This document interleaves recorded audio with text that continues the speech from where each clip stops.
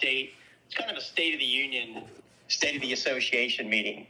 So we'll provide all the updates as far as what's going on in the community, construction-wise, HOA-wise, so you'll know exactly what's going on.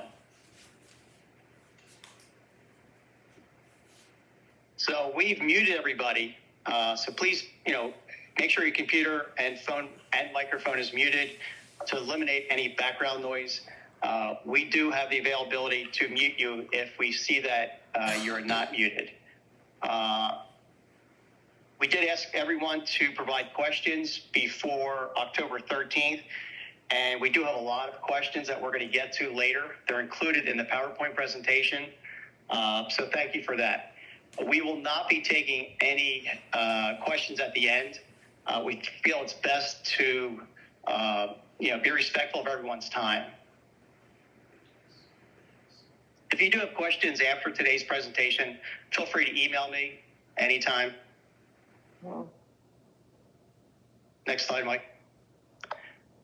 So as we said, the purpose of the meeting tonight is to present the association-related information and site construction updates and the information from the declarant, which is actually Mike Doherty. And Mike will be handling some of the questions later on and speaking about construction. If you do need warranty-related assistance with your home, please visit the homecaretollbrothers.com website, and that is where you can submit your service request. A lot of people do ask me, how do they get a hold of Toll Brothers? And that is a direct way to get a hold of Toll Brothers. So currently we have 5 board members. 3 of the board members are the declarant, which is Mike Doherty. Mike is the president. We have Tom Hartman, who is a director. We have Kyle Longfellow, who's also a director. And then you have your 3 homeowners. 2, Bill Del Pizzo and Joe Feliciani. Joe's the secretary, Bill's the treasurer. Once we hit the 75% mark, the 3 declarant directors will come off, and those 3 positions will be filled with 3 homeowners. We'll talk a little about that later, but we expect that to happen probably the spring of next year. For some of the new homeowners who have not stopped into my office and I have not met, again, my name is Ron White. I'm with Associate Mid-Atlantic. I am the community director, and I'm also a consultant. I'm on site Tuesdays and Thursdays, typically from 9 to 5. I'm typically there from 9 to 6, so sometimes not later. But feel free to stop in any time, ask questions. I can help you out with basically anything you need to know about the community, about your payments. I've been in the business for 17 years. I've managed probably over 100 associations. So feel free to stop in. I'll be glad to help you. Some of my responsibilities are working directly with the board of directors on a daily basis. We typically talk 5 days a week, sometimes 7 days a week. I am the conduit between the community members, you the homeowner, and the board of directors. I manage all the vendors, the contractors, regarding the maintenance of the community, the repairs, and contract services. I typically will draft all the proposals, the contracts, and oversee the bidding process along with the board. Sorry, Ron. It's okay. Each month, I go through the financials with the board members during our board of directors meeting. That typically takes place the last Thursday of the month. However, that is a closed meeting just for the board members and myself. It is not open for homeowners. And we do have a customer care, department. So anytime you have questions, feel free to reach out on Town Square. I have an assistant, Kelly, who a lot of times will respond to many of the questions. If there's something she cannot respond to, she'll reach out to me and I'll get back to you immediately. But Town Square is always a good conduit to get to me. Let's see. So that is my email address. I'm responding to emails 7 days a week. So feel free to email me. I try to get back within 24 hours. If there's anything, if you do have some kind of an emergency, whether it's in a clubhouse or whether it's in common property, feel free. That is our emergency line. they will get a hold of me immediately if there's an emergency. Yeah, and everybody, don't worry about writing anything down. This entire presentation package will be available on Town Square for you following the meeting. So, just wanted to mention that. Okay. All right, so here's the meeting agenda. We'll provide community updates and information for you guys. We're going to discuss some of the financials briefly without getting into the financials too much. We'll talk about the community transition. Once we get to about 95%, how we're going to transition out from declarant and into the HOA. And then Mike will handle all the questions that were submitted by the 13th. Okay, thank you, Ron. And good night, everybody, or good evening, and thank you for your time to join today. My name is Mike Dougherty. I'm the declarant representative, board president for this community. I've been with Toll Brothers for 26 years. I've been involved with this project from the beginning. I've been working closely with Bill and Joe and Ron. So a little just update about myself. So just some highlights on the community. As you know, there's 496 total homes. We're looking at, by the end of this month, having 338 homes settled, which actually amazing if you think about it, considering where we were 2 years ago. We project to have around 354 homes settled by the end of the year, before January 1st. The transition election that Ron was talking about earlier, what will happen when we hit 75% occupancy, that is the 372nd closing, we'll have an election to basically bring 3 additional residents onto the board, and myself, Tom, and Kyle will step down. Right now, that's looking like springtime for that to occur. And once we hit that threshold, Associate will be reaching out to all the residents to solicit folks who have interest in running for the board. I know we already have a tremendous amount of folks that are involved with various committees, but we're gonna have 3 board seats to fill in the spring. So more info to come on that. Just some other highlights I wanted to discuss. The walking trails. As of today, the walking trails are complete except for 2 small sections. We're hoping to have those finalized this year. We believe that they will be done. Worst case scenario, it might fall to the spring, but our goal is to certainly have them done this year. When we get inclement weather and snow, the walking trails will be closed. It would just be too much to try to handle with snow removal and liability wise and things like that. So it's best to keep those closed during snow and ice events. The gated entry feature, I know that a lot of people have questions about this. The infrastructure for the gates, hopefully that'll be going in this year. Normally these gates are pretty much the last thing the builders want to put in. If we were to put them in now, they would get damaged 100 times between contractors and things like that. So they're typically done very, very late in the game. We may put the infrastructure in, meaning the components and the structures, and then the gate arms would probably not be put in until the very, very end. These gates are pretty high tech nowadays. They work off of cellular. They're pretty cool features and functions, and we'll get into all that with the board at the time that they're going in. We'll have an orientation on site to show everybody how they operate, but pretty simple. You'll have a reader, a UHF reader, kind of like an Easy Pass that will work. As far as guests and deliveries, there's all different types of options for that. Very user friendly, and the board will have the ability to operate the gates as they choose. Some communities leave the gates up on the weekends. Some communities leave them up 7 days a week. So you'll have the flexibility to utilize them as the community sees fit.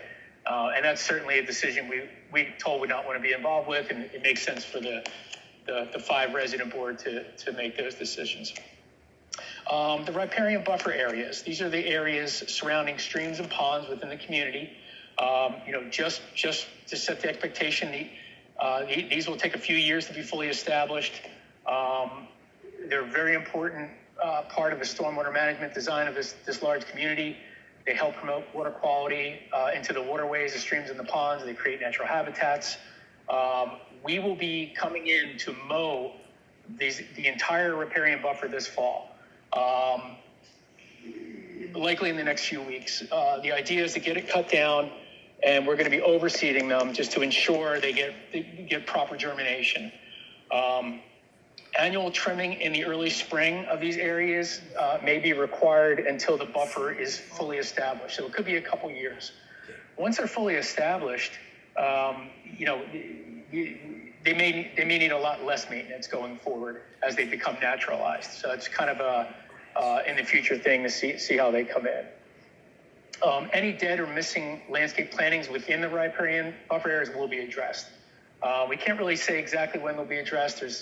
We're constantly in the process of trying to identify what's missing, what needs to be done. It's all part of, and I'll talk about this later, but it all has to be installed per plan before the job is finalized. The township has significant oversight of this, and again, I think we have $2.5 million worth of landscape planting here, so it's a tremendous amount of plantings. It's a tremendous job for our land development team to manage the process of what was put in, what may have died, if it died within a warranty time, if it didn't. But at the end of the day, Toll's responsible for all the site landscaping at the end, and it's all going to have to be right at the end. So again, I'll talk about that a little bit more later. The basins, again, the basins will not be fully functional until they're converted from their current ENS state. The ENS state is basically, as we're building homes, you have mud water, sediment that's running into the inlets possibly, or overflow right to the basin. So they basically act as more like sediment traps. Once a significant portion of the area that the basins flow to are completed and stabilized, we can then convert them into their final stage, which is you're seeing that happening right now throughout in a few areas in the community. So to date, we have 3 of the 17 basins have been converted. 3 more are in process right now. But it's very important to understand that these basins with the seed mix that goes in there, it can take 3 to 4 years till they're fully established. So it's just the process in a new construction development with this type of application.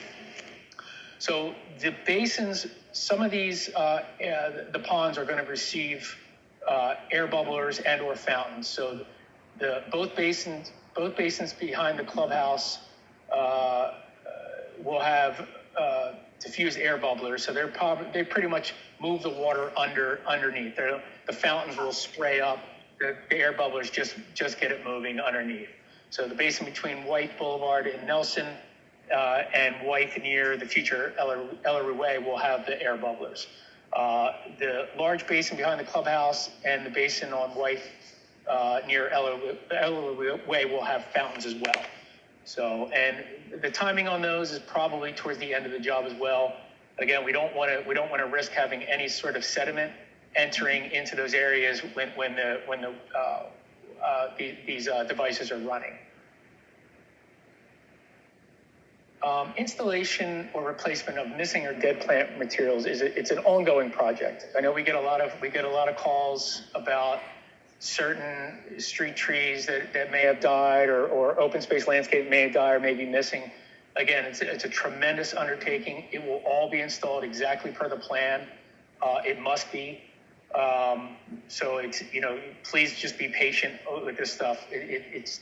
There's a lot of work that goes on year over year with this stuff. This fall has been incredibly difficult with respect to landscaping. This drought has impacted everything. The ability of nurseries to dig materials. The landscapers themselves are completely slammed because they haven't been able to do the work they would typically do over time because a lot of the material hasn't been available. So it's been a really, really difficult year for landscape planning. The site trees are generally installed originally after the finished grade is established as season and availability allow. There may be a time where we're told wants to put plantings in, but the material we need is not available. So again, it's an ongoing process. There are many different species of trees and shrubs, and they may bloom at different times. All site trees and landscaping plantings will be finalized as part of the final inspection process with the township. Some replacement trees may not be installed until the final punch list work is being completed. So again, please, we just ask that everyone please be patient and know that it will be addressed. Repair of damaged curb, sidewalk, and driveway aprons is also an ongoing project. Damage at these areas can be expected, and they will generally be repaired during the final punch list work or prior to us at least paving a section. So I know that we recently completed final paving in one area, and if we're able to do that throughout the community as we go, which is the goal, we will be making these sort of repairs prior to that sort of top paving of the roads.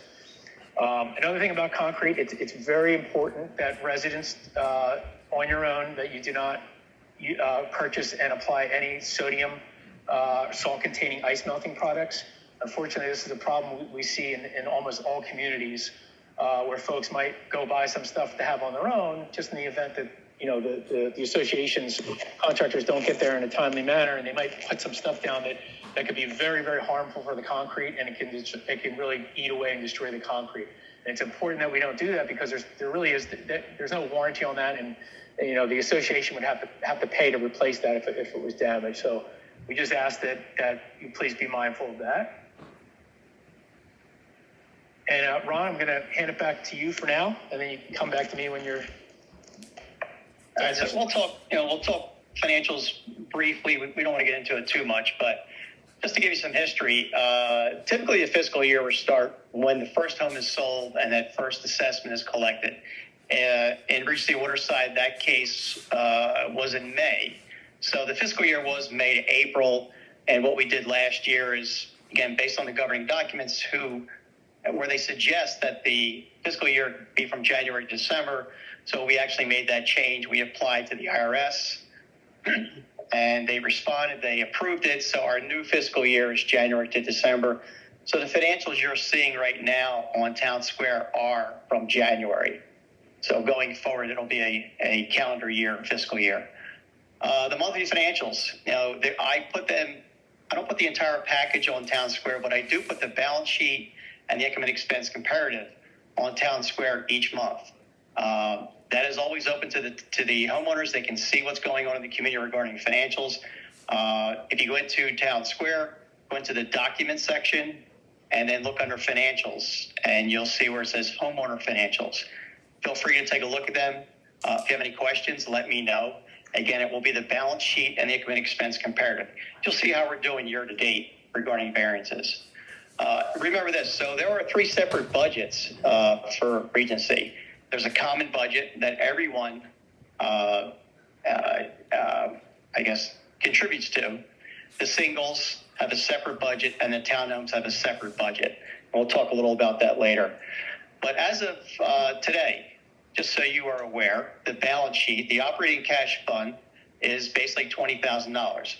It's a little low. It does vary month to month based on the expenses, but that'll start to build as we get more and more homes that settle. The reserves currently are $261,000, and I know the big question is, are we putting money aside to replace the components of the association? Yes, we are, and I'll talk a little about that later. The current annual reserve funding, based on the 2024 budget, is $189,000. So we're putting aside $189,000 in 2024. Every year that'll probably go up. It'll be based on the reserve study that we do. And again, I'll talk about that. So just to give you an idea as far as where we are year to date, as of August 31st, because I do not have September's financials yet. I typically get the month prior, about the third weekend of the month. But as of August 31st, some of the under budget expenses, common expenses, insurance. So we're under budget 11.7. There's a reason for that. Until we get to 75%, Toll Brothers actually provides all the insurance for the association. Once the board members are no longer on the board, then we will be responsible to insure the association ourselves. So we are budgeting for that now, and we budget for it every year. Common area electric, we're under budget, $10,000. Again, we're not paying for the streetlights yet. That's still on toll. Landscape maintenance, we're under budget, $37,000. That varies because we have, different services throughout the year. We have a fall pruning coming up. We have a fall cleanup coming up. So even though we're under budget, a lot of those funds will be used for the two big expenses coming up. Stormwater management, the basins have not been converted yet, so we're not spending any money on stormwater. Pond maintenance, the same thing. And general repairs and maintenance, as it stands now, Toll's handling a lot of that, so we're not paying for that either. Geese control. There's been some issues with geese in certain areas, but overall, they haven't been out of control. So until they get out of control, we'll continue to do as we do now and not contract, because that is very expensive for geese control. The over budget expenses, just for common, office expenses over $6,000. So we'll make that adjustment for the 2025 budget next year. And snow removal in all three categories are over from last year. And we'll talk about snow a little bit.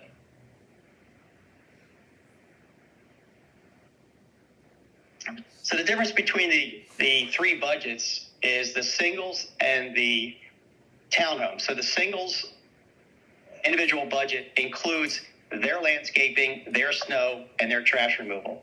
Again, the same thing with the towns. It's a separate budget. It includes their landscaping, their snow, and their trash.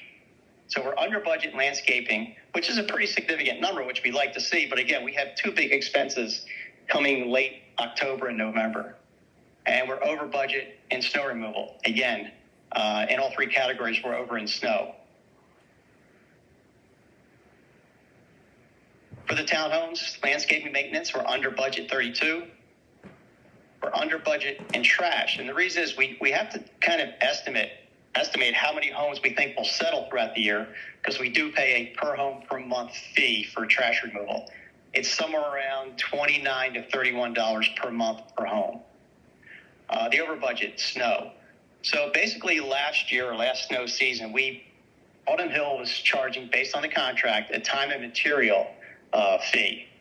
What we're going to do for this coming snow season, we've changed that up. So the contract that we have, that I just proposed and drafted, is a per inch fee. So where before they could charge what they wanted based on their time and material, this way they're limited. So if it's a 4-inch snowfall, they know exactly what they can charge and what we expect to pay. So I think it controls the expense much more than it has in the past. I think it's going to work much better. So I think we're going to save some money when it comes to the snow removal services. Yeah, I think it's also important to note that snow removal is really one of the budget items that is really kind of a guesstimate.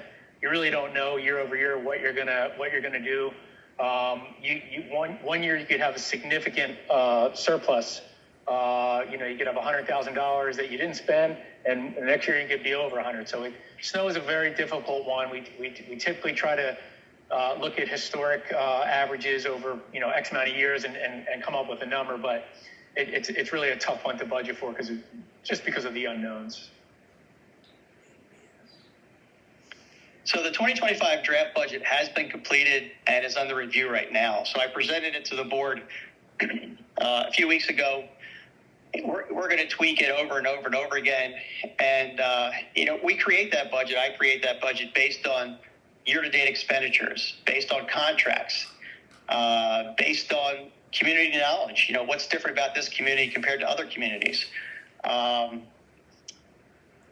We'll review basically everything we possibly can to make sure we really zero down on this budget. And every year we get better and better at it because we can see the expenses. We know what the cost of the clubhouse is to maintain now. At the very beginning, we were really under budget.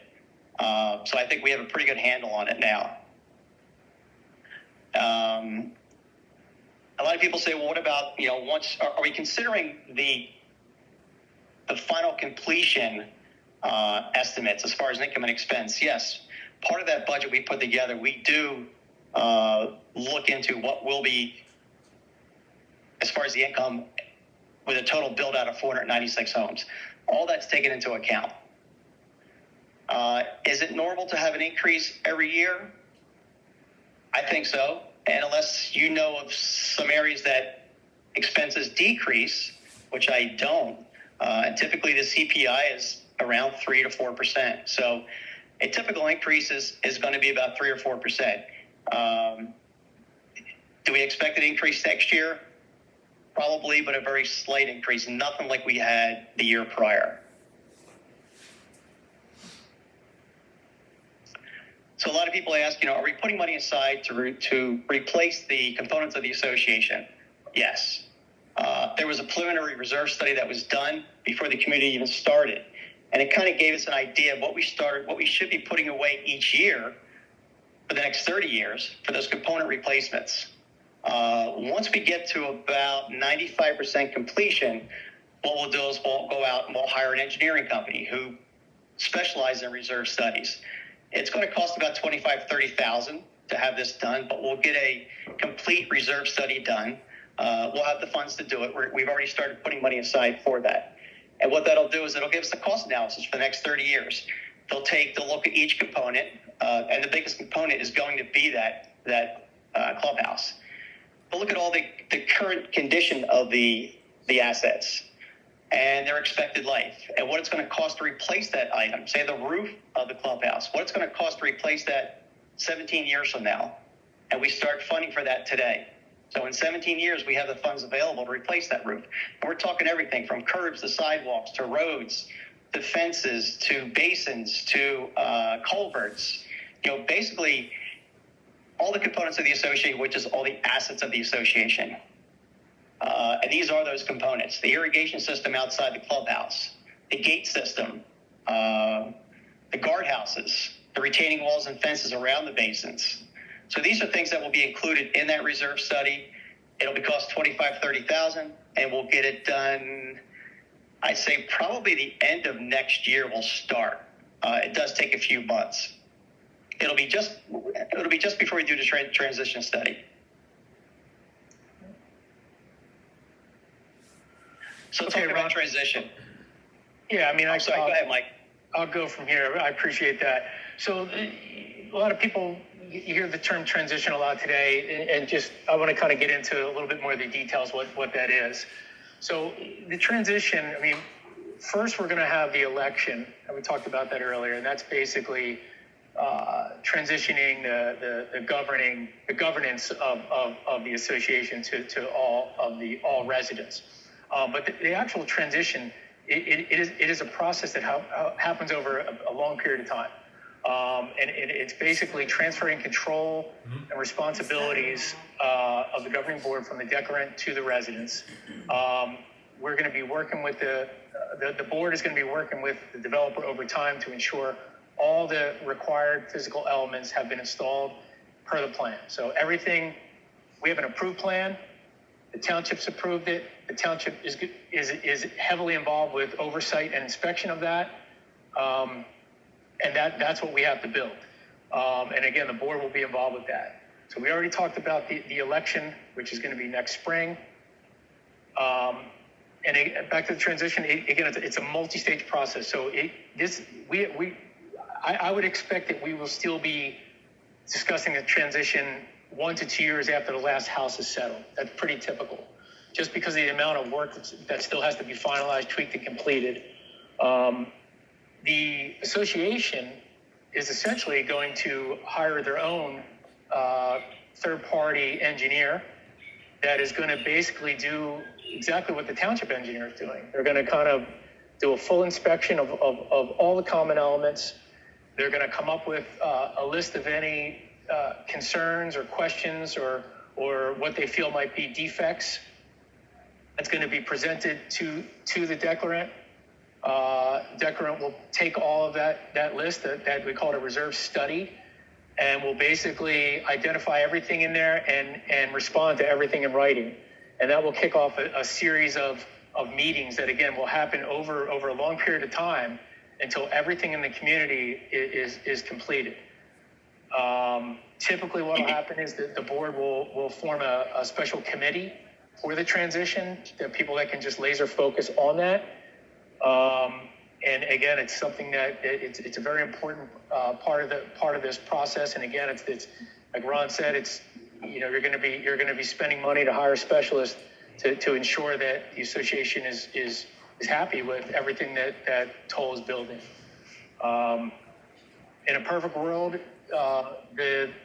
every item on the association's transition list will match what's on the township's list, but that's not always the case. The association may find something that the township missed, and if it's wrong, Toll will address it. And if there's areas that are gray and aren't something that Toll's responsible for, but the association is looking for Toll to work with the association on it, that's something that we will discuss with the board. And if we can agree to address something, that'll be part of that whole process of transition. So this is something that, again, will be ongoing well after the last house is settled, for sure. Like I said, Toll will continue to be involved with communication with the management company and board following transition, following the last settlement. The township is also very involved to ensure everything is built per the approved plans. Toll has financial escrow held with the township that is not released until everything is completed properly per the plans and per the township specification. So that there's a lot of oversight there, even if you didn't have your own engineer, which you will. So again, a lot of eyes are going to be on this. And again, in the end, Toll will be meeting with the board to review all the transition study concerns and resolve everything either with the appropriate response or the appropriate agreed action. So that's basically what we had for the presentation part of it. The next thing I'm going to do is get into all the questions and answers. So again, this entire presentation will be available on Town Square for everybody to go and find. And the annual meeting is not the only time people can submit questions. I think we get questions almost every single day, and we would expect that. So, obviously, feel free to send questions anytime you have them. Most do. I think we covered a lot of good information today. And if you do have any questions, follow-up questions from this, we ask that you please submit them to Ron. We will review them very quickly and respond back. But I'm going to get into the questions that were submitted. There were some good ones here. I did break them up into separate categories. There's questions that were community association related, which I'll go through first, and then there were questions which are really more Toll builder related, which I'll go to second. So first question we have is from Deborah at 257 Nelson. I would like the landscapers to switch to a pet and people-friendly weed killer and fertilizer. The product they currently use is very toxic and carcinogenic. The products used are typical for the applications needed. We're really not able to customize or change the products based off of the needs of a few. Notice will be provided prior to fertilization treatments so that concerned owners can make necessary arrangements with their pets. The one thing that the board discussed recently, which makes a lot of sense, is that we will ensure that the dog park is never treated at the same time as the units. That way, there's always going to be a safe place you can take your pet while they're coming through and doing the lawns in the properties. And then we'll either do the dog park at a separate time first or fall back and do it after. But at least that gives people some options. Next question we have from John on Huntington. Last winter, snow removal after the snowstorm was chaotic. Regency residents that lived in Huntington and Walcott had plowed snow dumped on the front lawns. This is unacceptable. What are the plans for the upcoming winter to remove snow from the streets without being dumped on front lawns? So I know Ron spoke about it earlier, but we had a meeting with the vendor immediately following last year's first service, as we got a lot of concerns. I think we addressed a lot of that on the follow-up concerns, but this year, as Ron said, the new contract, we have designated snow storage locations that the vendor will use. And again, please, if you have any issues or questions as are happening, please let Ron know so that we can reach out to the contractor And it is chaotic when there's that much activity. These guys are in here trying to clear everything, as quickly as they can without trying not to be sloppy. So it's a big undertaking. And again, please, let us know if there are concerns. The hope is that over time, these contractors will get better and better as they become more accustomed to the community. Next question we have is from Maureen on White. Can a trash can be put at the dog park? And unfortunately, the answer to that is no. Putting a trash can there would create a maintenance and sanitation issue. So we're not set up for that here. Next question is from Carol on Huntington. When is the grass cutting company contract up? They are horrible. They do not treat all areas of my lawn and miss spots with their fertilizer, etc., thereby seeing lots of weeds. The grass is blown in the beds and the mulch is blown all over the lawn. So the landscape contract is up in December of 2026. But again, we ask that you immediately report these types of issues to the management company so that they can be investigated and addressed. And at the end of the day, if these issues are widespread and really happening, Ron and the board will bring the management company in for a sit down and go over these things. So if this type of stuff is happening, let us know so we can get it addressed. And if they don't address it over time, the board will have the option to replace them. But it is not easy to replace a contractor of this size and scope on a job like this.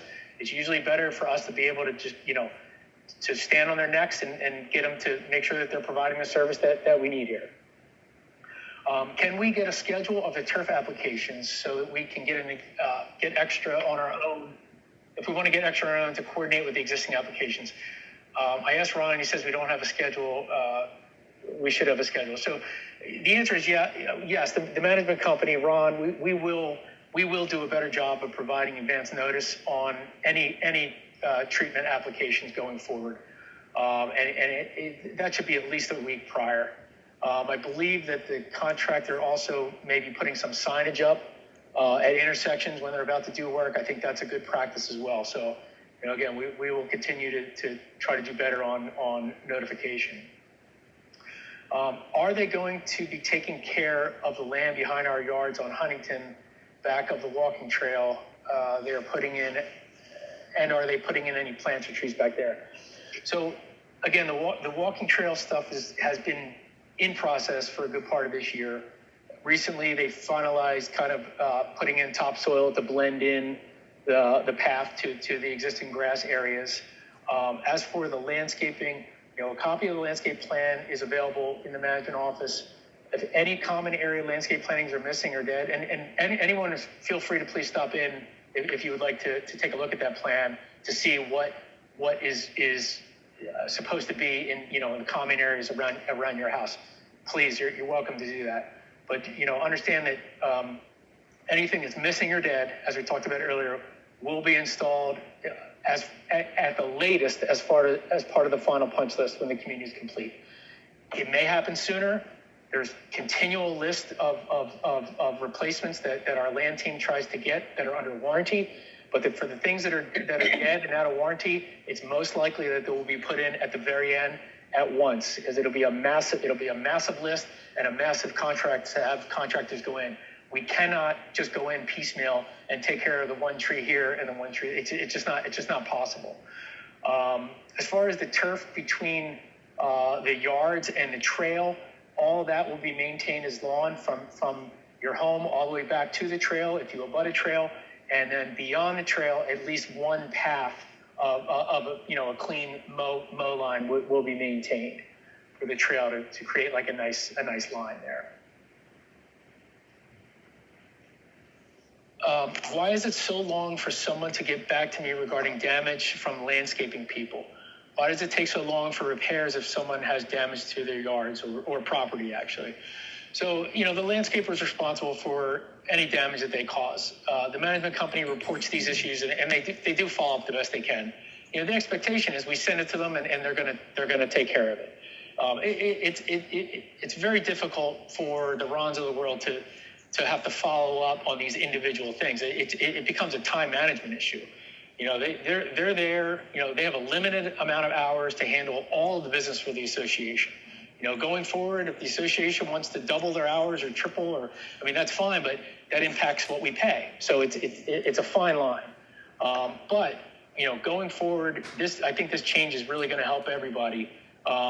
If the landscaper causes damage to a property, the homeowner will be copied on the email that goes out to the vendor, and that way the homeowner will be able to kind of follow up and ping them directly. And I think that will hopefully motivate them to get it done quicker, and it will give you a direct link to that contractor. And hopefully they'll respond, hey, we'll be there next Tuesday. So it will kind of streamline things and kind of take a little bit off the management company's plate, who again hopefully they're focusing on other business. That is a change I'm going to put in place. It actually started this week. So you'll see an email to the landscaper, and I will copy the homeowners. And then now you have a contact from Alden Hill. And if you want to bother them as much as you can until it's done, feel free. So we need to put them in, on the responsibility as far as making that repair. Yeah. Thanks, Ron. Next question was, we pay for good services, and these services are poor. I pay for mulch and trimming. Why is the trimming not done? My trim was not done. Trimming should be done before the new mulch is laid. Would you guys like if I deducted this from my bill? Again, trimming of the original installed shrubs is done twice per year in the spring and fall. New mulch is added to the originally installed beds only, and the street tree rings and other common areas in the spring at one time. So if this service on your property didn't happen or was skipped, I would again please reach out to Ron right away so that we can address it and we can investigate and address it immediately.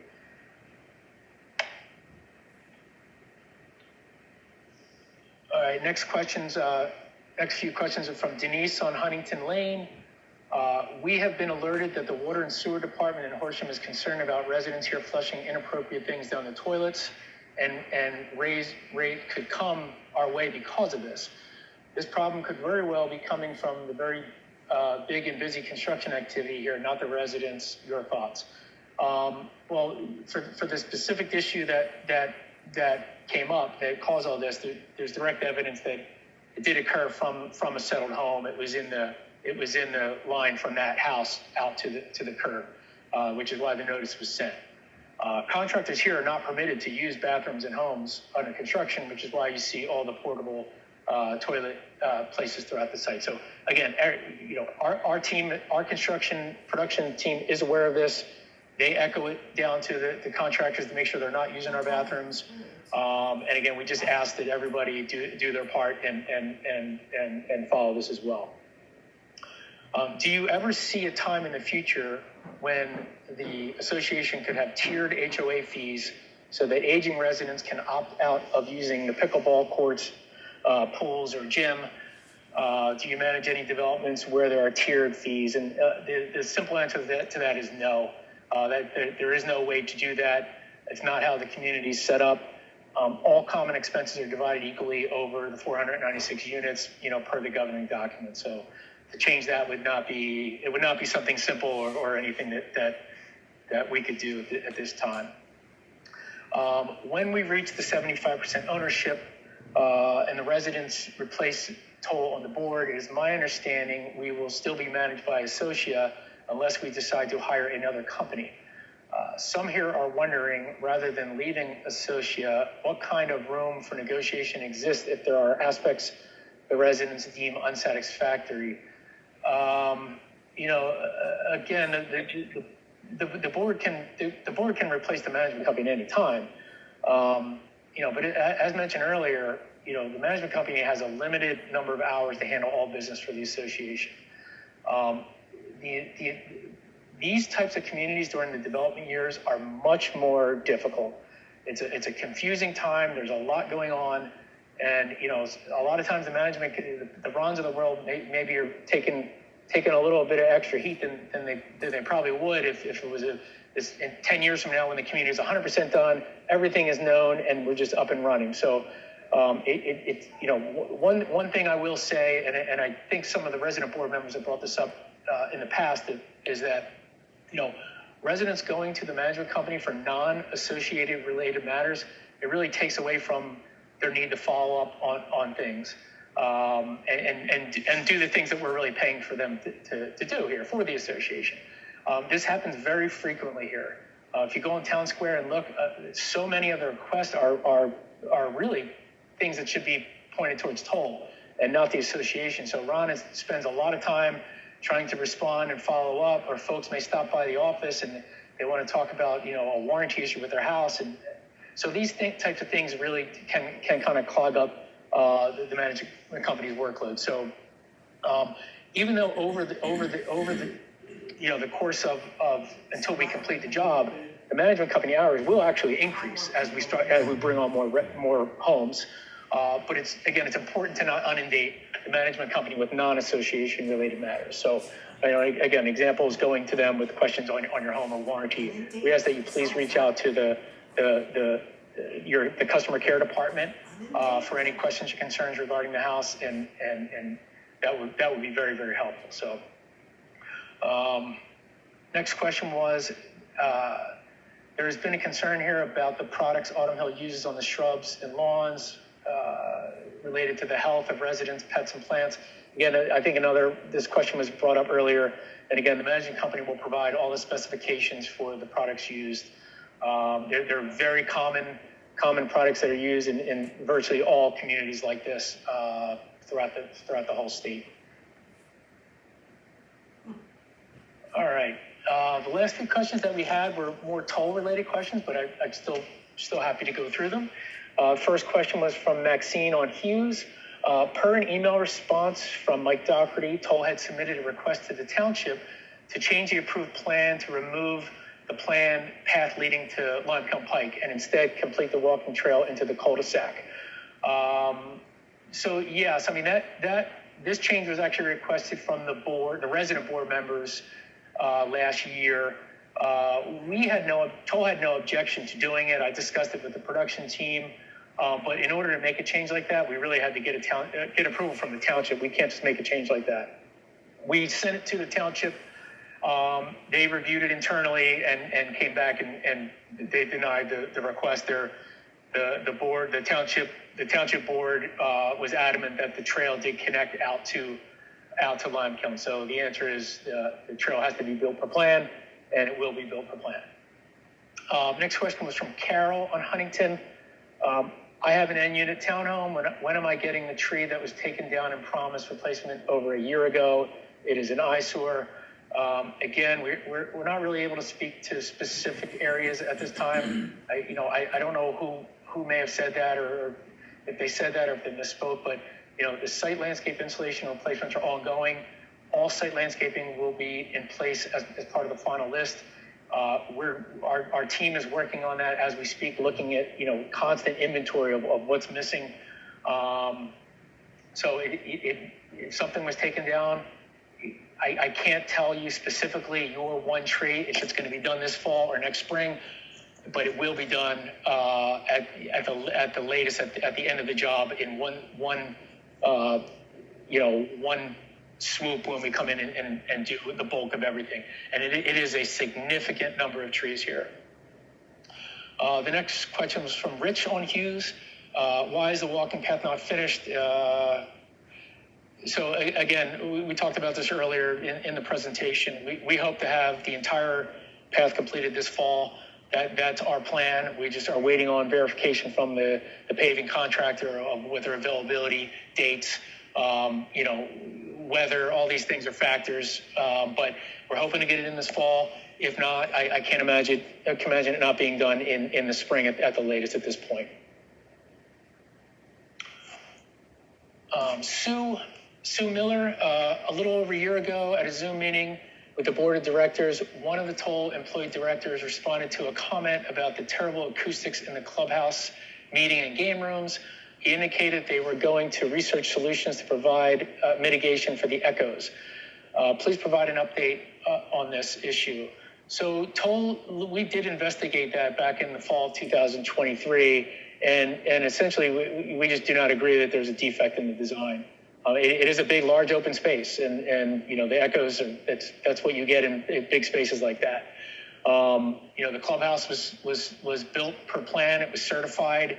But that said, if the community or the association feels that this is still an issue, it can certainly be discussed with Toll as part of the transition. Next question was Maxine on Hughes.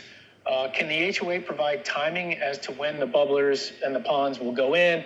Again, we don't currently have an estimated time frame for that. They usually go in at the end when the site is fully stabilized. I have talked to my land team about this to see if there's any way that they could go in sooner, if we feel that they'll be able to be safe and they won't get clogged up with sediment or anything like that. So it's something we will look into, and if they can go in sooner than the end of the job, we certainly will do that, and we will provide notice if that is the case. So that ends the questions that we had, and again, we really do appreciate folks sending in questions. I know we've had this presentation has kind of been mirrored year over year, which I think is good for consistency, because every year we get a lot of new folks that join the community and maybe didn't have a chance to see this information. So we do appreciate the questions coming in advance. We do get questions constantly, weekly, daily, and again, do not feel that you need to wait till there's an annual meeting to make questions. We're here for that. For those that aren't familiar with Town Square, there's a lot of good information on Town Square. This meeting presentation will be there. The balance statements for the financials are on Town Square and available. So again, there's a lot of good information on there. And again, we want to thank everybody for their time tonight. If there are any other questions that you have as a follow-up from the meeting, we ask that you please send them to Ron, and we will review them and get back to you quickly.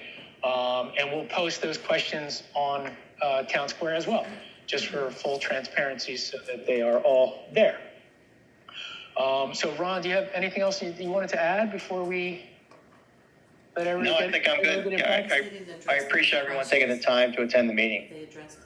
Yeah, I mean, I think we have 172 people on, and I think there's some folks at the clubhouse as well. So yeah, we had up to 180 at one point. So it's a fantastic turnout. No, it's a fantastic turnout. I mean, a lot of times we have these meetings, and we're lucky to get 10 or 20% of the community. So thank you everybody for your time. Hopefully there was some good information here.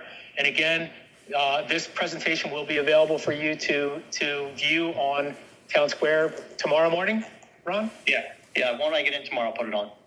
Excellent. Okay, well, everybody have a fantastic night, and we'll talk to you soon. Thank you. Thank you.